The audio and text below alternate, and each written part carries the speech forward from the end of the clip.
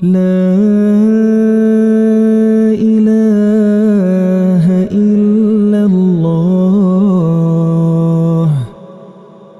لا إله إلا الله محمد رسول الله.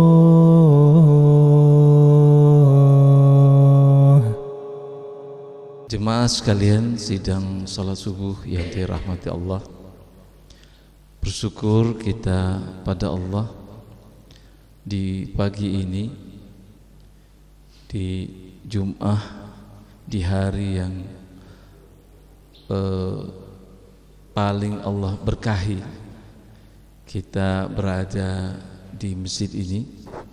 Mudah-mudahan Allah Subhanahu wa Ta'ala memberikan keberkahan, kebaikan, rahmat kepada kita semua untuk berada di tempat terbaik, sehingga kita mendapatkan selalu hidayah dan petunjuk Allah Subhanahu wa Ta'ala sampai kita menuju Allah.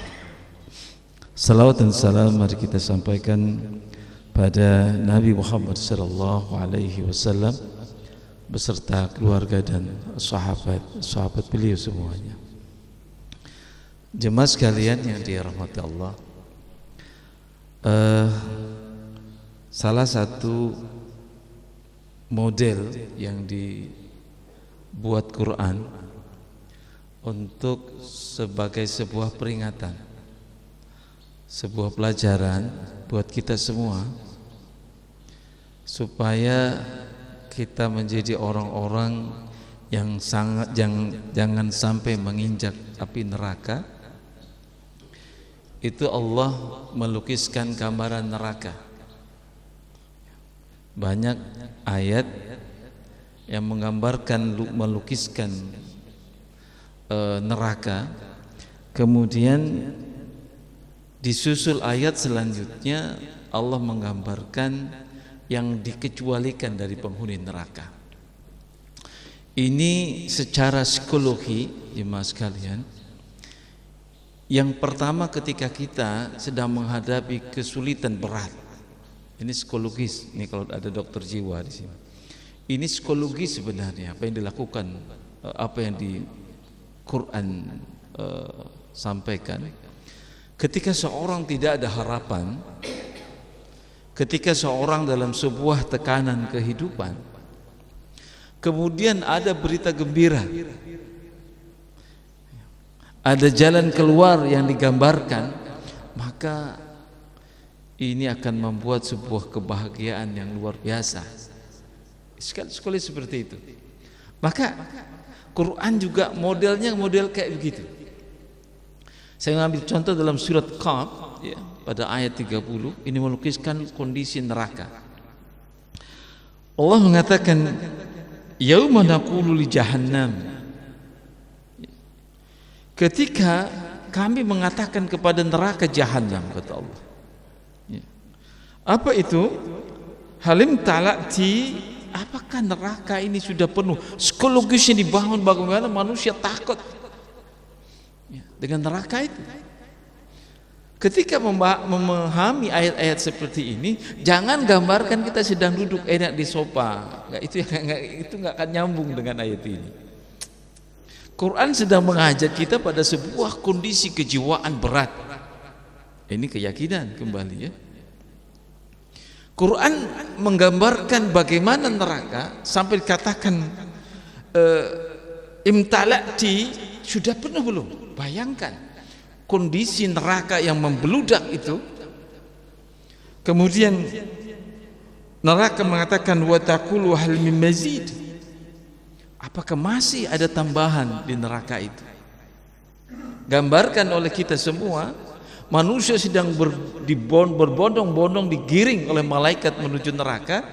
Namun pada saat itu ada informasi dari Allah, ada secercah kebahagiaan yang disampaikan.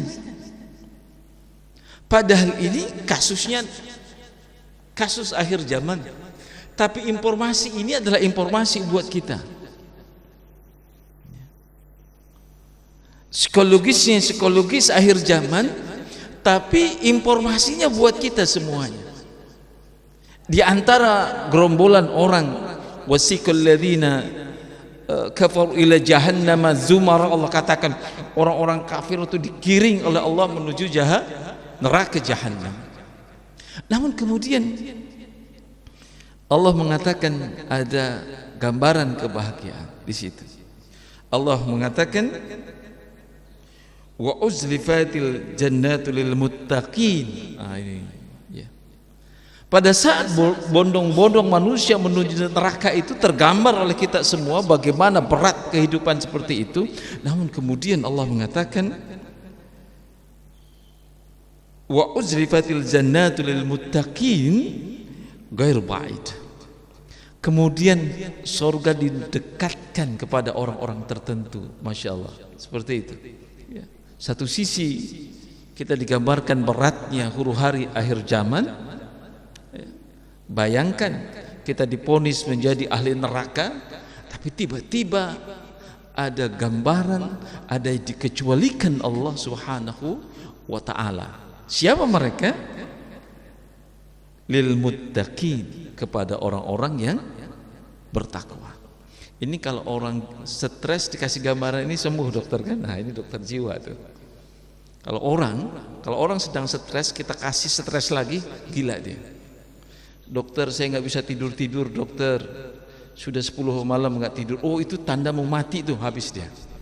Tapi dokter akan memberikan katakan itu biasa itu, ya kan? Itu biasa. Nah Quran menggunakan metode ini supaya kita sadar neraka yang begitu berat ini ada dikecualikan oleh Allah Subhanahu wa ta'ala. Siapa mereka? Adalah orang-orang yang lil muttaqina ghairu ba'id. Surga itu kemudian didekatkan ya, kepada orang-orang yang bertakwa. Tidak ada dua rombongan ketika kita bangkit di kubur, kita nanti dibuat dua rombongan oleh Allah Subhanahu wa ta'ala, dan kita belum ada informasi sama Allah siapa rombongan itu yang masuk surga. Sekarang kita bisa berbicara, ini ada sebuah masa persiapan. Kita nggak nanti ketika berjalan di padang mahsyar itu kita nggak tahu rombongan kita ini masuk neraka atau surga, karena Allah tidak bocorkan pada saat di Quran ini untuk kita pada saat ini. Jangan sampai di rombongan yang masuk neraka itu maksudnya. Nah kemudian Allah mengatakan surga didekatkan kepada orang-orang yang bertakwa. Ada gambaran sececah harapan bagi kita semua ya. Ada orang nggak jadi stres, ada titik kebahagiaan yang disuntik oleh ayat ini. Namun kemudian persoalannya adalah bagaimana ketakwaan itu dibentuk. Ini masalahnya. Bagaimana sih ketakwaan itu? Siapa mereka yang akan masuk surga? Siapa mereka yang berada di surga ini yang akan didekatkan oleh Allah surga kepada mereka? Inilah yang kita harus berkonsentrasi pada saat ini, karena kita nggak ada jalan lain di kehidupan ini, surga atau neraka. Orang-orang sosialis komunis mengatakan surga neraka itu imagery, hayalan, halusinasi ya. Marx pernah menyampaikan itu. Padahal jemaah sekalian, surga neraka ini sangat rasional. Orang-orang komunis ya, itu ada buku namanya The Atheist, karya Ahdiyat Kartamiharja ya. Dia ini seorang ustadz tapi terlibat komunisme, sempat dia anti Tuhan Kapan dia kembali ke Tuhan? Ketika terjadi peperangan dengan Jepang. Orang-orang komunis ini dihukum mati sama Jepang, semuanya akhirnya mengucapkan Allahu Akbar. Natural.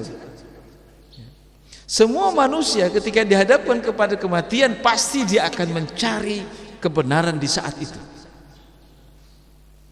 Maka Ahdiat, kata Miharja, dia katakan ketika kami semua dihukum mati sama Jepang, semua di antara kami mengucapkan Allahu Akbar, padahal mereka orang komunis, orang-orang yang pernah terlibat pemberontakan pada masa Samaun. Jadi sangat alami seperti manusia berbicara neraka dan surga itu. Nah, kita dihadapkan dengan ini oleh Allah Subhanahu wa taala. Kita dihadapkan kepada dua jalan. Surga atau neraka. Surga ini Allah katakan lil muttaqin adalah kepada orang-orang yang bertakwa. Siapa mereka? Ini menjadi kerja kita sekarang. Jangan pernah menafsirkan Quran sesuai dengan logika kita. Biarkan Quran mengisahkan sendiri. Jangan pernah dibenturkan dengan jiwa kita. Inilah yang membuat ketakwaan tidak terbentuk. Ketika kita berobat dengan ahli kejiwaan, jangan dibantah.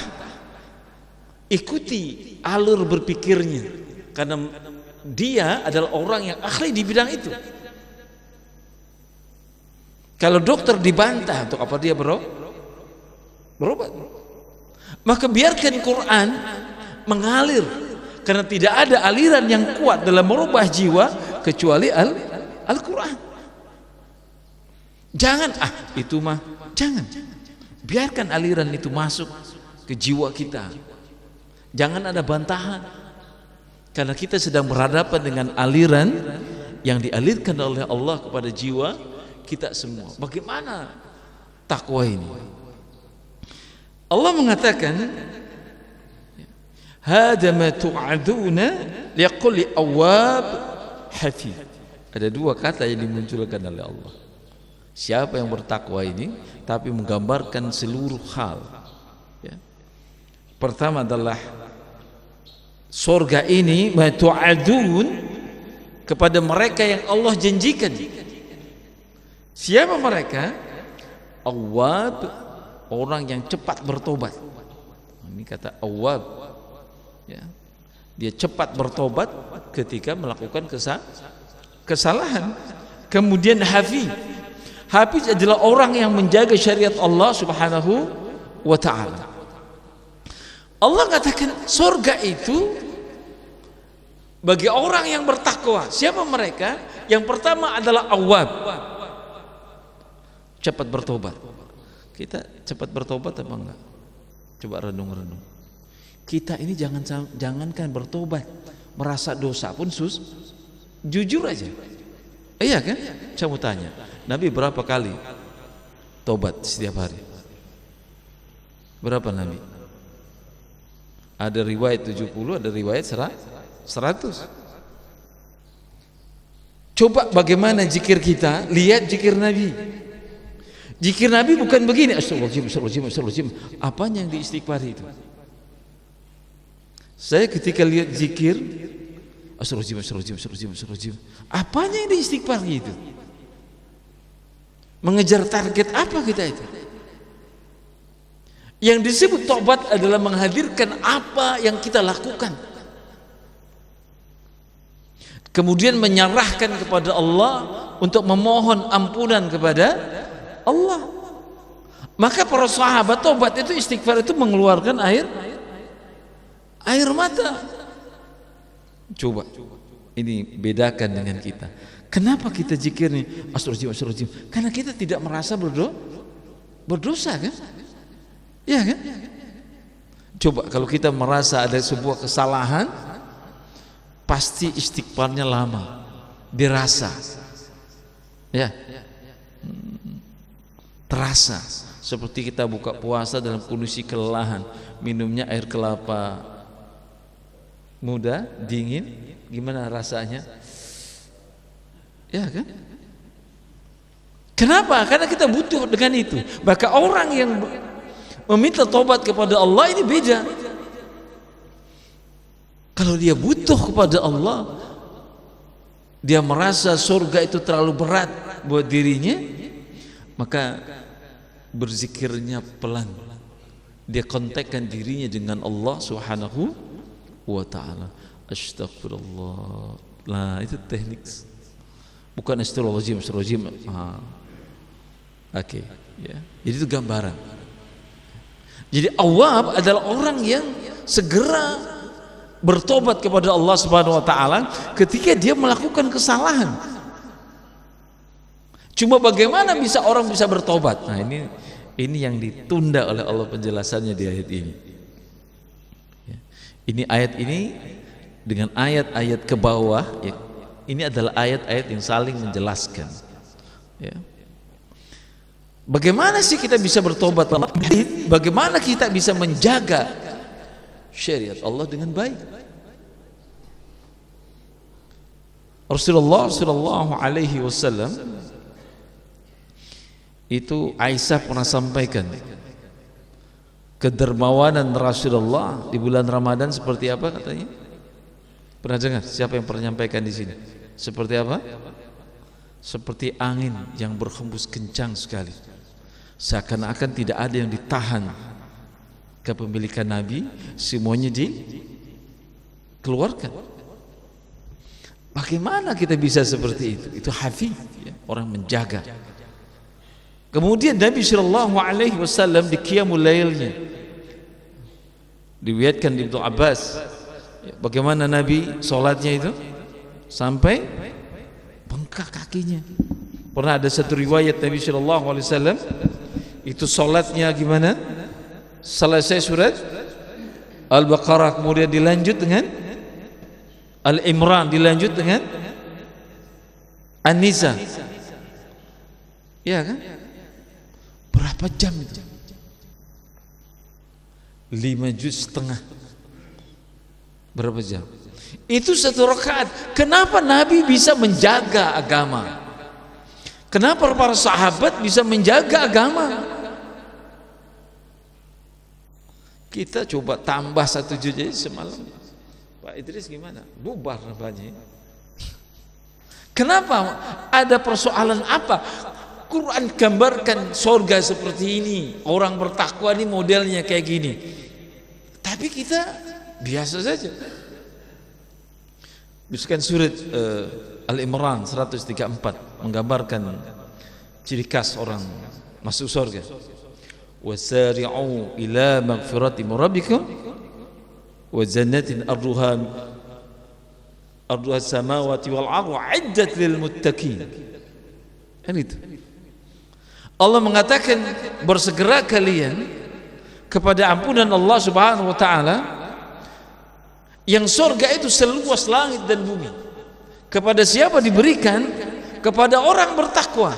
Siapa mereka? Alladzina yunfiquna fis sarra'i wad-dharra, dan selanjutnya. Allah mengatakan orang bertakwa itu mereka adalah orang-orang yang istiqomah dalam infaknya, baik dalam kesulitan maupun kemudahan. Siapa yang tahu ayat itu? Banyak di antara kita sering mendengar, tapi banyak ayat kita pun tidak peduli. Jangankan dalam kesulitan, dalam kemudahan aja kita sulit memberikan sesuatu yang terbaik buat agama ini. Dan ini Allah Subhanahu wa taala memahami karakter kita semua. Karakter kita yang susah bertobat dengan benar, karakter kita yang sulit menjaga syariat, Allah paham. Karena Allah menciptakan kita. Maka jemaah sekalian terhormat Allah Subhanahu wa taala, Allah kemudian menegaskan pada ayat selanjutnya. Ini ayat-ayat yang saling menerangkan. Siapa mereka yang bisa bertobat itu? Siapa mereka yang bisa jaga hukum-hukum Allah? Siapa? Siapa yang mereka yang bisa menjaga sholat malam tanpa henti dalam kondisi susah maupun Allah berikan kemudahan? Siapa mereka yang tetap peduli dengan orang-orang miskin? Siapa mereka yang tetap peduli dengan kondisi masyarakat? Siapa mereka yang peduli dengan orang-orang yang membutuhkan? Siapa mereka yang peduli menyiapkan diri dan tenaganya dan hartanya untuk agama? Siapa mereka ini? Siapa mereka yang stabil lama? Allah menjadi adalah dasar yang harus kita bentuk sebelum kita kembali kepada Allah, karena tanpa bentukan ini akan sulit kita menjadi orang yang mudah bertobat, kita menjadi orang yang bisa menjaga hukum-hukum Allah Subhanahu wa ta'ala. Bapak Ibu sekalian dirahmati Allah Subhanahu wa ta'ala, penyakit manusia itu tidak merasa salah. Merasa salah, sangat jarang orang merasa salah. Penyakit manusia itu lalai, tidak bisa menjaga hukum-hukum Allah Subhanahu wa ta'ala.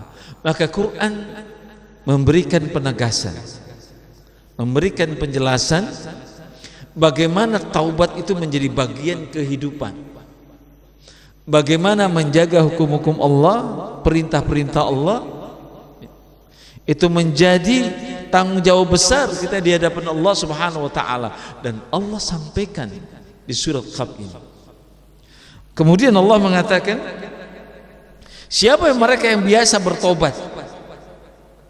Siapa mereka yang bisa menjaga hukum-hukum Allah ini? Allah mengatakan, man khasyar rahman bil ghaib. Mereka adalah orang yang memang takut kepada Allah Subhanahu wa ta'ala. Ini menarik nih kalau kata ini. Siapa yang kita takutkan di dunia ini? Jujur. Apa yang paling kita takutkan di dunia ini? Jujur aja. Kemiskinan atau neraka? Jujur aja. Jujur aja. Kemiskinan atau neraka? Ayo. Dan itu jawaban kita. Jangan mati dulu kalau salah itu. Jujur. Kalau kita takut, ini bedanya. Nih. Kalau kita takut, maka kita akan selalu membicarakan bagaimana tidak kena yang apa kita takutkan, ya kan? Kalau kita takut seperti itu, maka ketika kita takut miskin, tiap hari kita bicara dengan suami, dengan anak tentang harta, kan? Sedih kalau suaminya tidak jadi P3K, apa namanya? P3K ya? Sedih, paruh waktu. Sedih. Udah rumah tangga lama belum ada rumah. Yang rumah sudah lama rumah tangga, rumahnya masih gini-gini aja, ya kan? Coba Bapak bisa lihat. Sebenarnya kita takut apa sebenarnya? Takut kepada ancaman Allah atau takut sebenarnya hilangnya dunia di kita semua? Jawab sendiri. Yang mana yang paling dominan? Yang mana yang paling dominan? Kok merenung semua? Mana yang paling dominan? Kalau dominan Bapak dengan dunia, Bapak saya yakin tidak akan sanggup memberikan bantuan terus-menerus untuk orang-orang yang tidak punya. Kenapa? Bapak takut rugi, ya kan? Ya kan? Menyumbang, apalagi menyumbang buka puasa, buka sahur, itu kan secara finansial saldo kita nambah apa enggak, dokter? Berkurang. Ya. Berkurang saldonya.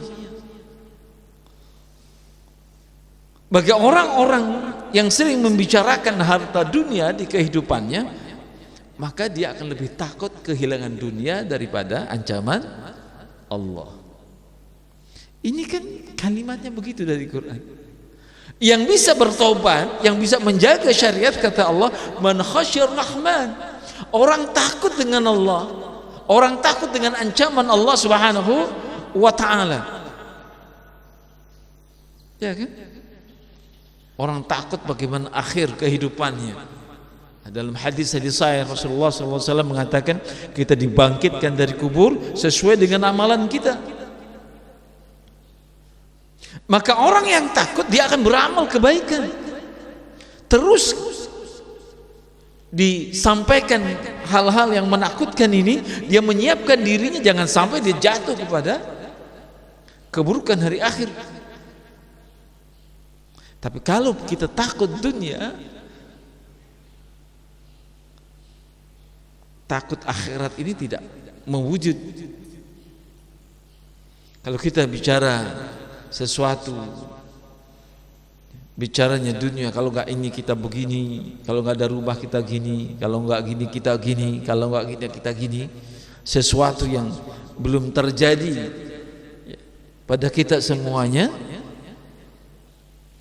maka itulah menjadi ketakutan dan kita tidak siap dalam amal kebaikan. Maka Allah mengatakan man khasyir rahman, dia harus takut dulu dengan Allah. Dia harus takut dengan kembali kemana dia setelah kematian. Kalau ini muncul ketakutan yang kuat, maka taubat itu menjadi harian. Taubat itu menjadi amalan wajib yang dilakukan. Kenapa? Amalan kita ini nggak cukup Pak masuk surga. Cukup nggak? Amalan kita ngerasa cukup nggak? Coba renung-renung ibu-ibu. Cukup nggak amalan ibu masuk surga kira-kira? Ya ayyuhalladzina amanu taqullaha, kan gitu ya? Wal tanzur nafsum ma qaddamat lighad, ya kan? Coba kata Allah kamu timbang. Cukup nggak masuk surga? Jangankan kita, ibu sekalian. Saya nggak pernah bengkak sholat. Pak Idris pernah bengkak sholat. Kena asam urat kita kan? Ya. Kita ini jemaah sekalian, kalau kita lihat konversi dengan para sahabat, infak kita terlalu rendah, ngerti ya? Ya kan? Yang disebut sepertiga para sahabat itu sepertiga harta yang dia miliki. Itu yang dikeluarkan Khalid bin Walid dalam perang Tabuk. Bukan Khalid bin Walid, siapa yang kaya itu? Abdurrahman bin Auf. Sepertiga harta beliau itu menurut ahli sirah mengatakan itu sama seperti sepertiga harta penduduk Madinah. Sepertiganya harta penduduk Madinah karena dia kuasai pasar kota Madinah. Atau kalau kita ya, kalau di Aceh ini orang terkaya ketiga lah di Aceh ini, dia setengahnya, seluruh hartanya, dan itu tidak pernah terjadi. Siapa yang impak model kayak begitu?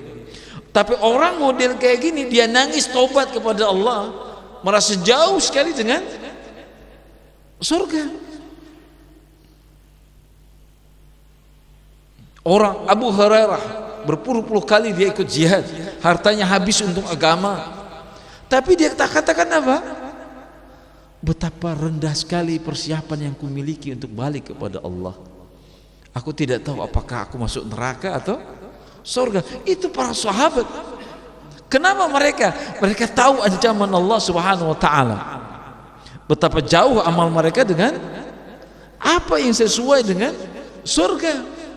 Jauh sekali. Sangat jauh. Maka kita tambah lagi jauh. Maka jemaah sekalian dirahmati Allah, kita kalau tidak banyak bertobat kepada Allah dengan kebakhilan dan kekikiran, ini akan sulit. Maka bagaimana bisa tobat? Bayangkan banyak oleh kita semua gambaran akhir. Maka banyak ayat-ayat akhirat itu dibaca. Jangan ayat-ayat dunia saja. Setiap hari ayat-ayat dunia ini kita baca Quran, kita memang baca itu.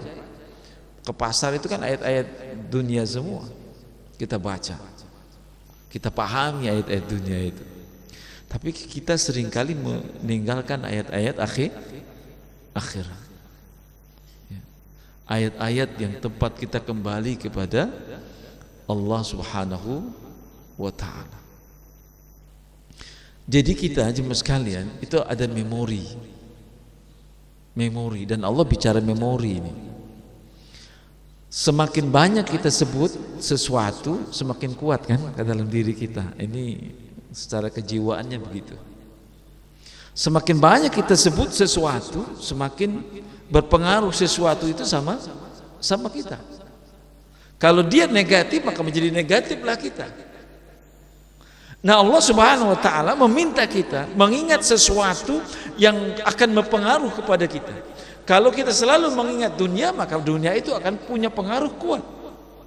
Kalau yang kita sering bicara akhirat, maka akhirat itu punya pengaruh yang kuat. Nah, sekarang kita mau bicara apa? Mau bicara apa yang kita akan diskusikan? Kalau bicara dunia, ada orang sakit, kawan kita sakit, butuh bantuan, pasti kita malas berangkat, ya kan? Aduh, banyak kali sakit lagi. Ya, itu bicara dunia. Enakan duduk di rumah kan? Apalagi misalkan kalau jenguk harus keluarkan dana misalkan. Tapi kalau bicara akhirat, dia akan merangkak mendatangi orang yang butuh bantuan itu. Kenapa? Rangkakan ini menjadi syarat dia nanti masuk pada timbangan kebaikan dari Allah. Itu beda hasilnya. Maka kalau kaum muslimin jemaah sekalian terhiasi pikirannya dengan keindahan dunia, maka sudah dipastikan dia akan gagal menjadi orang yang takwa. Itu dipastikan. Kenapa? Karena dunia ini hanya syarat perjalanan menuju akhirat. Kalau kita jadikan tujuan, maka kita akan gagal dalam kehidupan. Maka yuk kita latih menancapkan kekuatan akhirat pada diri kita, pada keluarga kita, pada anak-anak kita, sehingga orang kita semua menjadi orang-orang yang taat dengan Allah Subhanahu wa ta'ala. Terakhir di ayat ini Allah mengatakan wa jaa'a biqalbin munib. Nah, ini udah derajat lain nih. Dia bukan hanya takut ya, dengan Allah Subhanahu wa ta'ala, ya, derajat tinggi lagi. Ketika dia sudah takut dengan Allah, maka dia wajah biqalbi munib, dia kembali kepada Allah dengan keikhlasan yang kuat. Sementara ini kan kalimat kita masih kalimat kosong. Semuanya milik siapa ini yang kita miliki? Milik siapa? Allah kan? Kalau Allah ambil, ikhlas. Kalimat kosong namanya. Paham maksud saya? Pas hilang semuanya ya kan, ini kalimat kosong.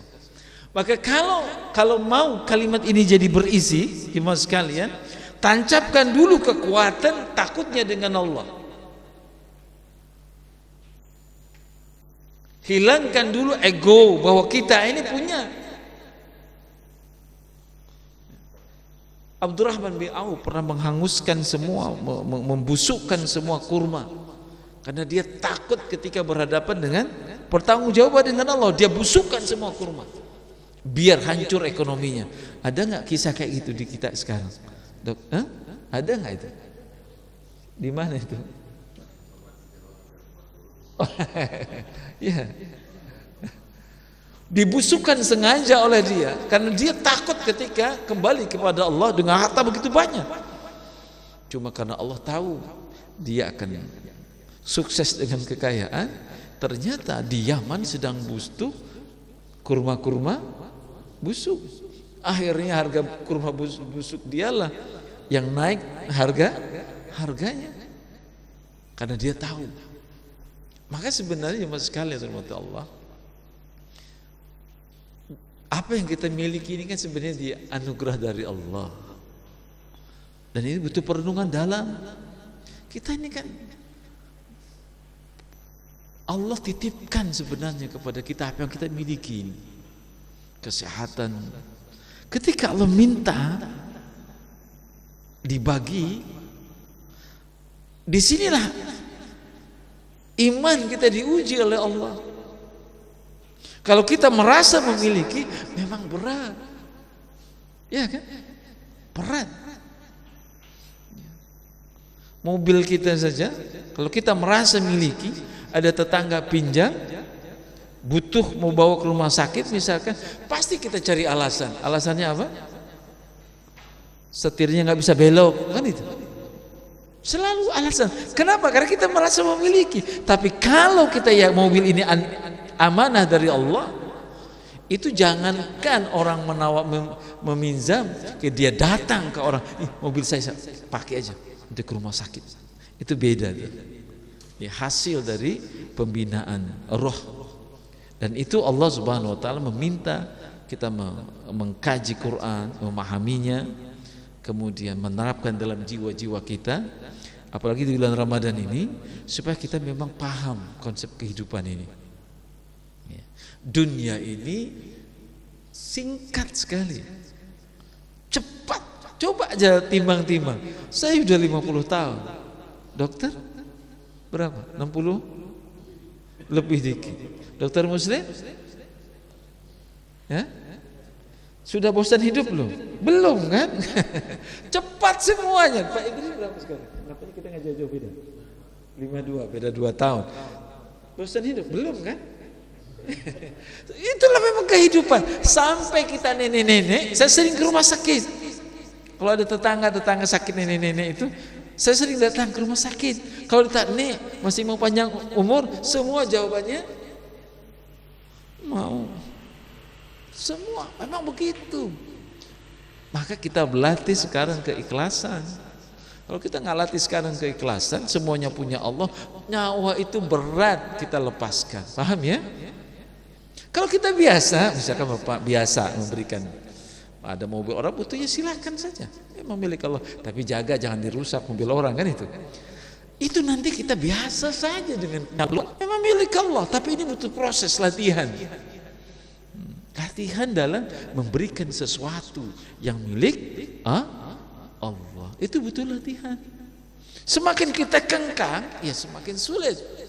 Tapi semakin kita buka, ternyata keikhlasan membuka dengan ketentuan Allah ini bukan hanya juru kunci untuk kesehatan, kejiwaan, tapi juga juru kunci masuk surga. Itu kuncinya. Buka hati. Terima apa yang Allah tentukan bagi kita, berikan apa yang menjadi hak Allah Subhanahu wa taala. Seperti itu. Mudah-mudahan bisa bermanfaat ya, sebagai tausiah ringan ya. Sebagai renung-renung kita sebelum kita kembali kepada Allah. Banyak hal yang harus kita siapkan. Ternyata masih jauh kita dari kategori ketakwaan. Kita belajar, tidak ada kata terlambat. Dan paling penting bagi kita adalah banyak bertobat. Ya, istighfar itu jangan seperti kita barter. Tapi istighfar itu kebutuhan kita dengan Allah. Renungi dia. Astagfirullahaladzim, itu renungi. Bukan astagfirullahaladzim yang penting 3. Astagfirullahaladzim. Bukan itu. Renungkan dia. Hubungkan itu dengan Allah. Apa yang kita mau sampaikan dengan Allah dengan istighfar itu? Apa kita mau sampaikan kepada Allah dengan la ilaha illallah? Apa kita? Itu bukan kalimat kosong. Itu kalimat deklarasi kita dengan Allah. Maka inilah yang akan membentuk ketakwaan, kesalehan kita di hadapan Allah Subhanahu wa taala. Terima kasih atas perhatiannya. Mudah-mudahan Allah berikan kebaikan kepada kita semua untuk mengakhirkan hidup kita dalam husnul khatimah. Assalamualaikum warahmatullahi wabarakatuh.